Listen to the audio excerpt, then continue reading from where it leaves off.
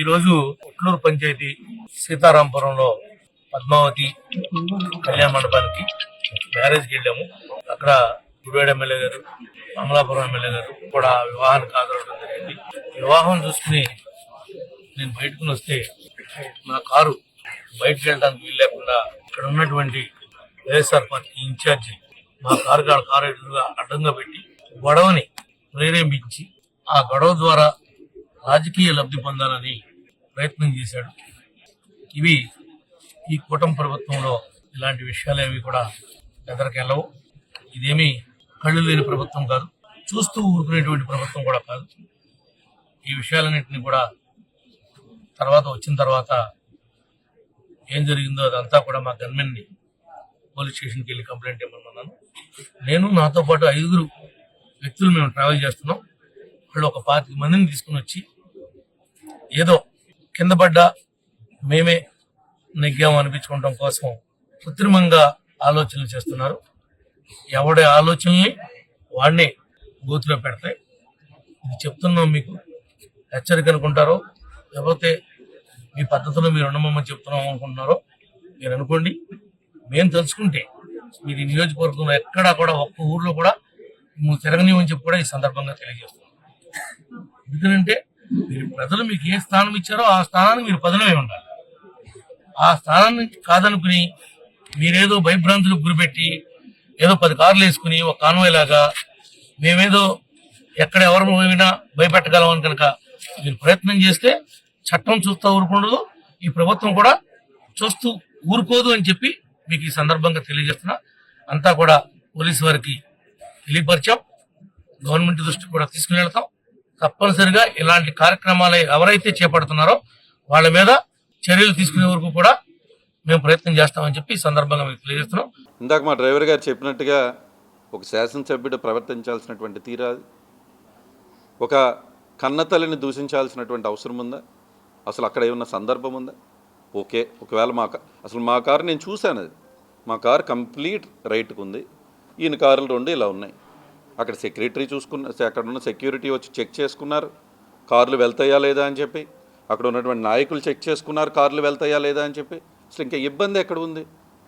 కార్లు శుభ్రంగా, ఇప్పుడు మా కారు అక్కడి నుంచి కదలలేదు ఈయన తిట్టాక, ఈయన కార్లు ఎలా వెళ్ళని నేను ఒకటే అడుగుతూ ఉన్నా.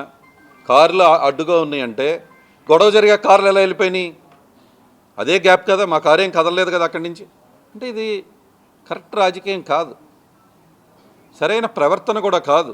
అక్కడ ఉన్నటువంటి చిన్నారులు కానీ, అక్కడ ఉన్నటువంటి ఉపాధ్యాయులు కానీ, అక్కడ ఉన్నటువంటి అనేక మంది ఈరోజు చాలా అసహ్యంగా మాట్లాడుకోవటం జరిగింది. అంటే నేను శాసనసభ్యుడైనా, ఈరోజు ఆయన శాసనసభ్యుడైనా, దెందులూరు నియోజకవర్గంలో ఒక శాసనసభ్యులుగా చేసినటువంటి వ్యక్తిని ఆ విధంగా ప్రజలు తిట్టుకుంటే అది మంచి పద్ధతి కాదు. ఇది కరెక్ట్ విధానం కూడా కాదు. కరెక్ట్ విధానం అని ఎందుకంటాం? అటువంటి ప్రవర్తన ఆయనకు అవసరమా?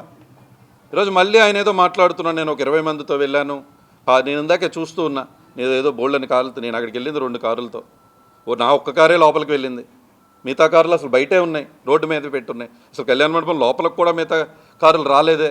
నేను ఒకే ఒక కారులో వెళ్ళా, నా వెనకమాల ఇంకో కారులో ఉన్నారు. అక్కడి నుంచి పెదకడంలో మా నాయకులు ఎవరో ఒక ఆయన చనిపోతే అక్కడికి వెళ్దాము, నేను మళ్ళీ అని చెప్పి వెళ్దాం అనేటువంటి కార్యక్రమంలో అక్కడికి వెళ్ళటం జరిగింది.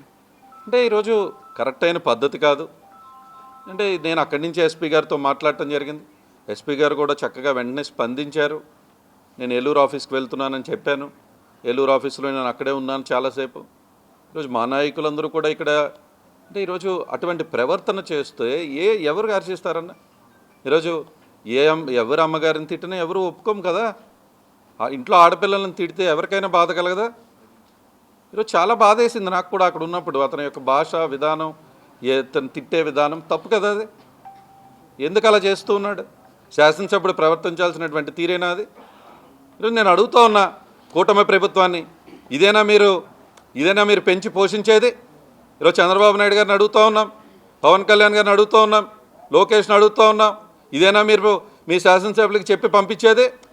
ఈరోజు ప్రజలను తిట్టమనా? ఈరోజు వెళ్ళి వాళ్ళ అమ్మగారులను తిట్టమనా? తప్పు కాదా? అదే ఖండించాల్సినటువంటి అవసరం మీకు లేదా? ఈరోజు మళ్ళీ ఆయన ఏదో చెప్తా ఉన్నాడు, నన్ను ఊరిలో తిరగనీయడట. ఏంది భాష? ఎవరిని ఊరిలో తిరగనీరన్నా? మాకు స్వాతంత్రం లేదా? రాజ్యాంగం కల్పించిన హక్కుగా మేము తిరుగుతూనే ఉంటాం. మీ తప్పేంటి? ఎవరికి స్వాతంత్రం వాళ్ళకు ఉంటుంది. మీ పర్మిషన్ తీసుకుని మేము నడవాలా? ఈరోజు అలాగే పర్మిషన్లు తీసుకుని మీరు వెళ్ళారా? అక్కడ ఇంకా అసలు చాలా దారుణంగా ప్రవీణ్ అయితే చనిపోయాడేమో ఒక నిమిషంలో. వాళ్ళిద్దరూ వెళ్తున్నటువంటి కారు ముందుకు తోసేశారు అతన్ని.